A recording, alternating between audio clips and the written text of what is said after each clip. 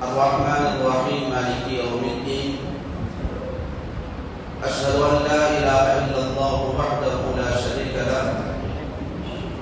وأشهد أن محمدا عبده ورسوله أما بعد فأعوذ بالله من الشيطان الرجيم يسبح الرعد بحمده والملائكة من خيفته وقال الله تبارك وتعالى في موضع آخر هو الذي سخر لكم الشمس والقمر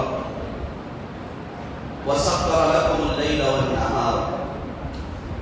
وقال الله تبارك وتعالى في موضع آخر لئن شكرتم لأزيدنكم ولئن كفرتم إن عذابي لشديد وقال الله تبارك وتعالى في موضع آخر وإن تعدوا نعمة الله لا تحصوها. قابل احترام حاضرین جماعت، بزرگان ملت، پردہ نشین خواتین اسلام، نوجوان دوستوں اور پیارے بچوں، اللہ تبارک و تعالیٰ کی فضل و توفیق سے ہماری آج کی تراویح کی نماز کے اندر 13واں پارہ سورۃ الرعد، سورہ ابراہیم اور سورہ یوسف کی آیات کو ہم نے سنا۔ اسی مناسبت سے ذکر قرآن کی اس مجلس میں انشاءاللہ آج ہم 13ویں پارے کی تفسیر کو سنیں گے کہ اللہ تبارک و تعالیٰ اس پارے کی ان صورتوں میں مجھے اور آپ کو کن چیزوں کا پیغام دے رہا ہے۔ دیکھیے، اس سے پہلے ہم روزانہ ایک ایک سورے کی مختصر طور پر تذکرہ کیا کرتے تھے، کیونکہ اب تک ہمارے پاس جو صورتیں تھیں وہ صورتیں بڑی بڑی صورتیں تھیں، جن کی آیتیں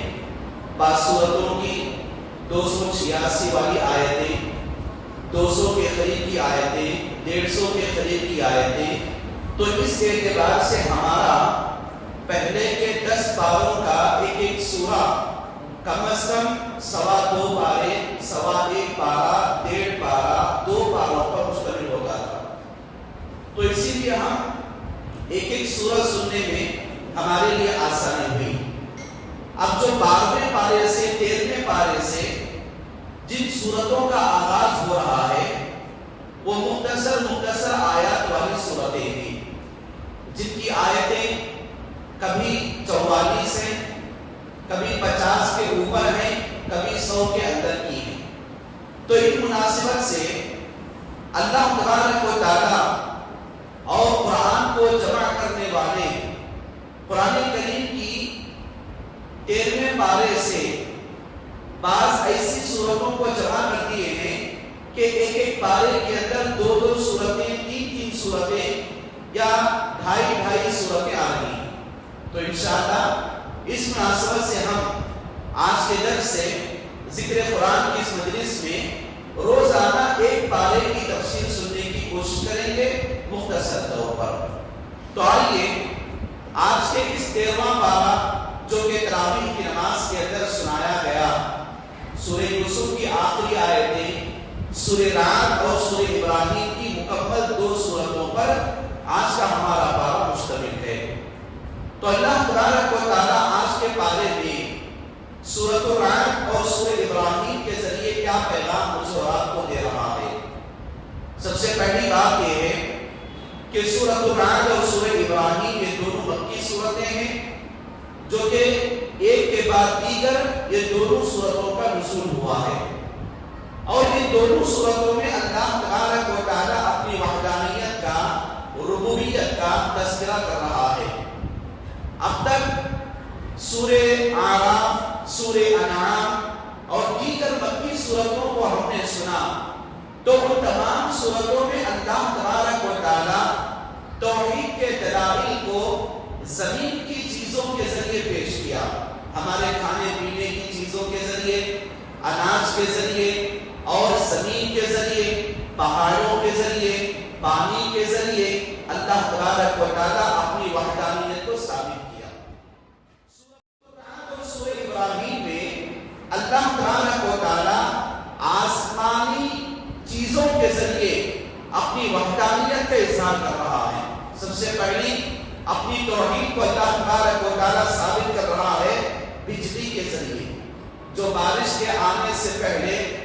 بجلی کا کڑکا ہوتا ہے، بجلی کی چمک ہوتی ہے، بادلوں میں گرج آتی ہے، تو اللہ تبارک و تعالیٰ اس بجلی کے نام سے قرآن کریم کی 114 سورتوں میں سے ایک سورت کا نام ہی رکھ دیا، سورۃ الرعد۔ رعد کہتے ہیں بجلی کو، بجلی کے کڑکے کو۔ ایک یہودی اللہ کے نبی صلی اللہ علیہ وسلم کے دربار میں آیا اور آ کر اللہ کے نبی صلی اللہ علیہ وسلم سے پوچھا کہ اللہ کے نبی صلی اللہ علیہ وسلم یہ رعد کیا ہے؟ رعد کے بارے میں تورات کے اندر الگ بات لکھی گئی ہے، اسلام کے اندر رعد کے بارے میں کیا کہا گیا ہے؟ تو اللہ کے نبی صلی اللہ علیہ وسلم نے کہا کہ رعد اللہ تعالیٰ کے فرشتوں میں سے ایک فرشتے کا نام ہے جو بارش کے موقع پر بادلوں کو کھینچتا ہے، اور بادلوں کے کھینچنے کے موقع پر اپنے کوئلہ، اپنے چلکارے کا جو استعمال کرتا ہے، جب وہ مارتا ہے تو اس سے بادلوں میں آواز نکل جاتی ہے اور اس سے جو چنگاری نکلتی ہے وہ بجلی کا نام ہے۔ تو اس نے اللہ کے نبی صلی اللہ علیہ وسلم سے کہا کہ ہمارے یہودیت تورات میں بھی انہی باتوں کا ذکر کیا گیا ہے۔ اس حدیث کے راوی حضرت عبداللہ بن عباس رضی اللہ عنہ ہیں، جس کو امام مسند احمد، امام ترمذی اور امام نسائی علیہ الرحمہ نے اپنی احادیث کی کتابوں میں اس حدیث کو جمع کیا ہے۔ اور جیسا کہ معلوم بھی ہے کہ اللہ تبارک و تعالیٰ بیان کرتا ہے یسبح الرعد بحمدہ والملائکۃ من خیفتہ، کہ اللہ تبارک و تعالیٰ کی تعریف بادلوں سے نکلنے والی بجلی بھی کرتی ہے،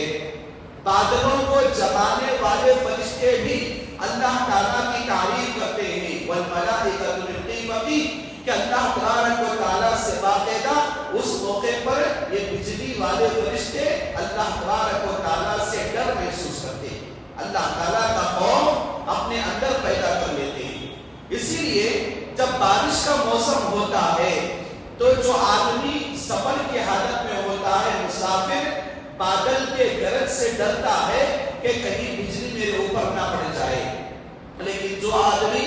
فارمر ہوتا ہے، کسان ہوتا ہے، وہ آدمی بادل کی گرج سے خوش ہونے والا ہوتا ہے کہ چلو بجلیاں ہو رہی ہیں، آسمان سے بارش برسے گا تو میری کھیتی باڑی ہریالی ہو جائے گی۔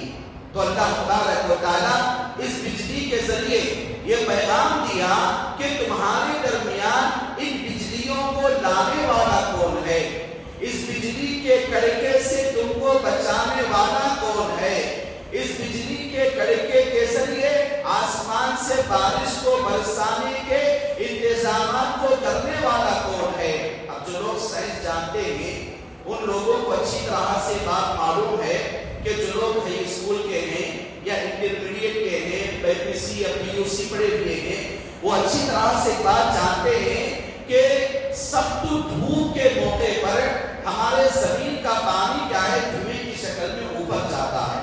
جس کو اردو زبان میں عمل تبخیر کہا جاتا ہے۔ دھوئیں کی شکل میں پانی اوپر جاتا ہے، پانی اوپر جا کے ابر کی شکل میں جمع ہو جاتا ہے۔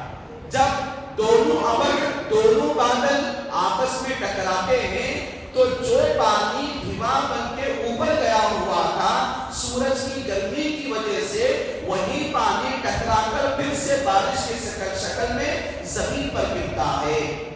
تو اس کو سائنس اب بتائی ہے، لیکن اللہ تبارک و تعالیٰ کو سورہ رعد کے اندر مکی زندگی کے اندر اللہ کے نبی صلی اللہ علیہ وسلم پر 13ویں نبوت سے پہلے ہی ان چیزوں کا تذکرہ کر دیا ہے۔ آج سے 1445 سال پہلے ہی اللہ کے نبی صلی اللہ علیہ وسلم کے ذریعے بجلی کے کڑکے کی آواز اور بادلوں کے ٹکر کھانے سے نکلنے والے پانی کو اللہ تبارک و تعالیٰ نے بارش کا نام دیا۔ تو آج اسی کو سائنس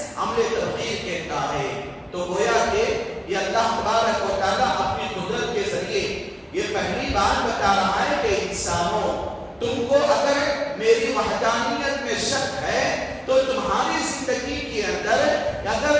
پورے کا پورا پانی زمین کی گہرائی کے اندر چلا جائے، بور تمہارے سوکھ جائیں، کنویں تمہارے سوکھ جائیں، فَمَن يَأْتِيكُم بِمَاءٍ مَّعِينٍ، تو تمہارے درمیان ان سوکھی زمینوں سے، بنجر زمینوں سے پاک و صاف پانی کو لانے والا کون ہے؟ تو اللہ تبارک و تعالیٰ اپنی قدرت کاملہ کو یہاں پر ایک بجلی کے ذریعے سمجھا رہا ہے، اور اللہ تعالیٰ مثال دیا کہ اے انسانوں، اے میرے بندو، جس طرح تم اپنی زندگی کے اندر فیصلہ کرو کہ حل یستوی الاعمی والبصیر، کیا دیکھنے والا اور اندھا دونوں برابر ہو سکتے ہیں؟ کیا تاریکی یعنی اندھیرا اور روشنی دونوں برابر ہو سکتے ہیں؟ جب ہمارا یہ فیصلہ عقلی طور پر ہے کہ اندھا اور دیکھنے والا دونوں برابر نہیں ہو سکتے، جس طرح روشنی اور تاریکی دونوں برابر نہیں ہو سکتے، تو اسی طرح خالق اور مخلوق دونوں برابر نہیں ہو سکتے، عابد اور معبود دونوں برابر نہیں ہو سکتے، پیدا کرنے والا اور جس کو پیدا کیا گیا ہے وہ دونوں کبھی برابر نہیں ہو سکتے۔ اللہ تبارک و تعالیٰ پہلی چیز کو بتایا۔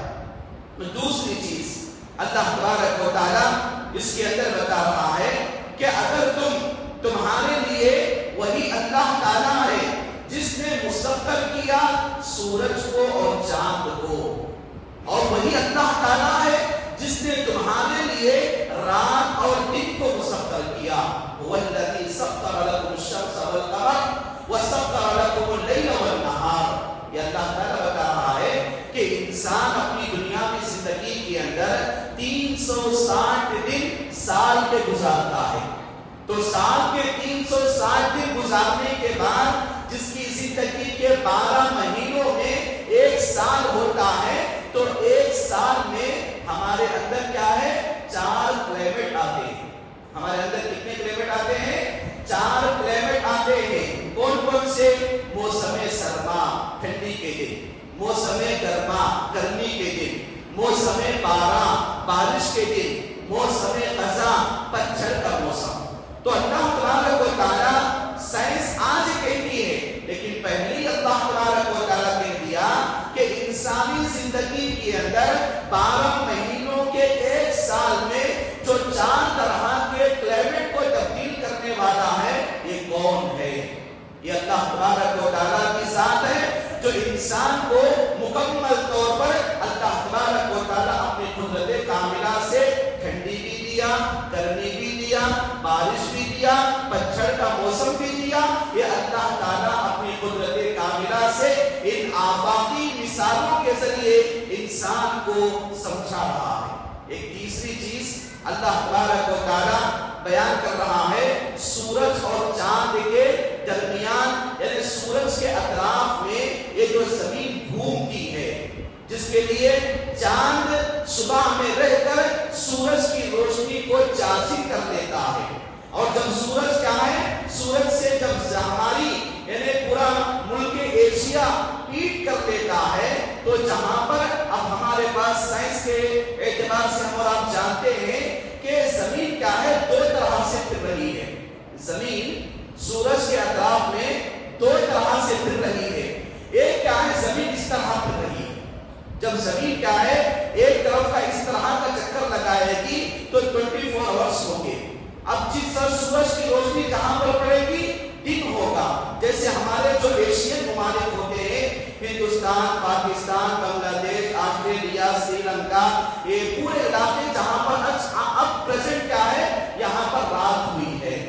اور باقاعدہ دوسرے علاقے جیسے امریکہ، جاپان، لندن وغیرہ کے اندر اب کیا ہوا ہے، دن ہوا ہے۔ تو گویا کہ یہ پوری کی پوری زمین کیا ہے، سورج کے اطراف میں ایک چکر لگاتی ہے، تو ایسی صورت میں مکمل طور پر دن و رات میں تبدیل ہوتی ہے، اور وہی زمین جس طرح گھوم کر گھومتے گھومتے زمین آگے بڑھتی ہے، اور پوری کی پوری ایک چکر لگانے کی یہ زمین 360 دن کا وقت لیتی ہے، تو اللہ تبارک و تعالیٰ بتا رہا ہے کہ انسانی زندگی میں یہ سورج کی روشنی کا چاند کے اندر کیچ کر لینا اور دنیا کے اندر رات کے موقع پر سورج کی روشنی کو چاند چھوڑنا، یہ انسانی زندگی کے اندر اللہ تبارک و تعالیٰ کی سب سے بڑی قدرت ہے۔ اور بتایا اللہ تبارک و تعالیٰ انہی صورتوں کے ذریعے انسان جو زمین میری اور آپ کی جو ارض ہے، دنیا کے اندر صرف ایک ہی پلانٹ نہیں ہے۔ دنیا کے اندر جیسے عطارد، زہرہ، زمین، مریخ، مشتری، یورینس، نیپچون، پلوٹو، یہ جس طرح یہ پورے کے پورے الگ الگ پلانٹس ہوتے ہیں، برِ اعظم ہوتے ہیں، ان تمام چیزوں کی قدرت کاملہ سے اللہ تبارک و تعالیٰ چلا رہا ہے۔ ابھی حال ہی میں ہمارا ہندوستان دنیا کا ایک چوتھا ملک بن گیا جو چاند پر اپنی سطح کو جمایا۔ تو جہاں کی قدرت کاملہ کو بتانے والا کون ہے؟ اللہ تبارک و تعالیٰ ہے۔ تو اللہ تبارک و تعالیٰ ان تمام نعمتوں کو بیان کرنے کے بعد کہتا ہے وَإِن تَعُدُّوا نِعْمَةَ اللَّهِ لَا تُحْصُوهَا، اے میرے بندو اگر تم ان تمام نعمتوں کو دیکھنے کے بعد میری اور نعمتوں کو تم گننا چاہو گے، شمار کرنا چاہو گے، تو میری نعمتوں کو نہ تم گن سکتے ہو نہ شمار کر سکتے ہو۔ اسی لیے ان آفاقی مثالوں کے ذریعے، آسمانی مثالوں کے ذریعے اللہ تبارک و تعالیٰ میری اور آپ کی زندگی کے اندر توحید ربوبیت کو بتا رہا ہے، اور یہ پیغام بھی انسان کو دے رہا ہے کہ انسان ان تمام چیزوں کو دیکھنے کے بعد اپنے اندر تبدیلی لانے کی کوشش کرے۔ اپنے اندر بذات خود انسان بحیثیت مسلمان حالت ایمان میں رہ کر تبدیلی لا دے گا تو خود بخود اللہ تبارک و تعالیٰ اس آدمی کے اندر چینجز لانے کی مکمل طور پر انسان کو ہدایت دے گا۔ شرط یہ ہے کہ انسان پہلے تبدیل ہونے کی کوشش کرے۔ ان اللہ لا یغیر ما بقوم حتی یغیروا ما بانفسہم۔ اللہ تعالیٰ یہ بیان کرتا ہے کہ ان تمام قدرتی نشانیوں کو دیکھنے کے بعد جو آدمی ان چیزوں سے منہ موڑ لیتا ہے اس کو منہ موڑ لینے دو، اس کا حساب و کتاب دنیا اور آخرت کے اندر ہونے والا ہے۔ لیکن ایک آدمی تمام چیزوں کے سننے کے بعد اپنے اندر تبدیلی لانے کی، چینجز لانے کی، ایمان لانے کی، اس کے اوپر عمل کرنے کی جب اپنے اندر سوچ لا لیتا ہے تو اللہ تبارک و تعالیٰ اس کے اندر تبدیلی بھی لا دیتا ہے۔ اسی لیے اللہ تبارک و تعالیٰ ان دونوں سورتوں کے اندر ان چیزوں کو بیان کیا، اور سورہ ابراہیم کے اندر جس طرح مجھے اور آپ کو معلوم ہے کہ پہلے سے ہم ان باتوں کو سنتے بھی ہیں کہ حضرت ابراہیم علیہ السلام ستارے کو دیکھے، چاند کو دیکھے، سورج کو دیکھے، یہ تینوں چیزیں بھی کیا ہیں؟ آسمانی چیزیں۔ لیکن ان تینوں چیزوں کو دیکھنے کے بعد کیا بتائیں؟ یہ تینوں بھی کیا ہے؟ میرے اللہ نہیں بن سکتے، اور میں ان تینوں کو اپنا معبود نہیں بنا سکتا۔ تو دنیا کے اندر ہم اور آپ اپنی دنیا کی زندگی کے اندر اس عقیدے کی بنیاد کو لے کر دنیا کے اندر زندگی گزارے کہ اللہ تبارک و تعالیٰ میری اور آپ کی زندگی کے اندر توحید کی بہت ساری مثالوں کو بیان کیا ہوا ہے۔ اس توحید پر چل کر اللہ تبارک و تعالیٰ کے حقیقی معنوں میں میں اور آپ عبادت کر سکتے ہیں۔ اور آخری بات یہ ہے کہ اللہ تبارک و تعالیٰ جس طرح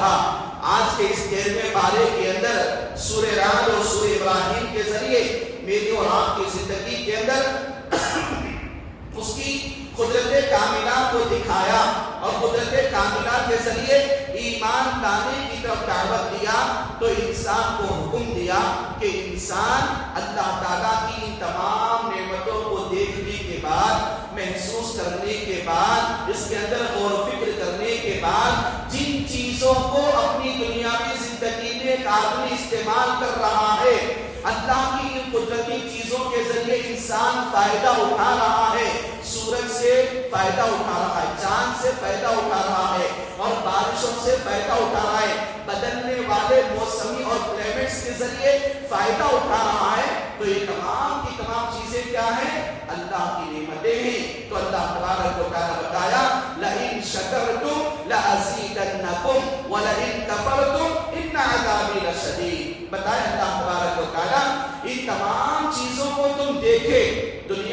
زندگی کے اندر تم دیکھ رہے ہو، ان تمام چیزوں پر تم شکر ادا کرو اللہ تعالیٰ کا۔ شکر کیسے ادا کریں؟ شکر ادا کرنے کا مطلب کیا ہے؟ جب ان تمام چیزوں کو تم دیکھتے ہو تو ان تمام چیزوں کو دیکھنے کے بعد اس کے اوپر ایمان لاؤ۔ اللہ تعالیٰ کیا بتایا؟ اگر تم شکر گزاری کرو گے اللہ تعالیٰ اپنی نعمتوں میں اور اضافہ کرے گا، اور دے گا، اور دے گا۔ وَإِن كَفَرْتُمْ، اگر تم نعمتوں کی دیکھنے کے بعد انکار کرو گے، ان عذابی لشدید، میرا عذاب کیا ہے؟ بڑا سخت ہے، میری پکڑ بڑی سخت ہے۔ یہ اللہ تبارک و تعالیٰ آج کی سورت کے ذریعے، ان پارے کے ذریعے یہ پیغامات دیا ہے۔ اللہ تعالیٰ سے دعا کریں اللہ تبارک و تعالیٰ حقیقی معنوں میں مجھے اور آپ کو اس کی تمام قدرتی چیزوں کو دیکھ کر ہمیں اپنے ایمان کو مضبوط کرنے کی توفیق نصیب عطا فرما، اور ہمیں اپنی دنیاوی زندگی کے اندر اس کی وحدانیت کو، خالقیت کو، ربانیت کو ہمیں ماننے کی، اس کو عام کرنے کی، دوسروں تک پہنچانے کی اور اس پر عمل کرنے کی ہمیں توفیق نصیب عطا فرما، اور ہمیں اپنی دنیاوی زندگی کے اندر مرے دم تک توحید پر قائم رہنے کی، ایمان کی حالت میں زندگی گزارنے کی توفیق نصیب عطا فرما۔ آمین رب العالمین۔ اقول قولی ھذا واستغفر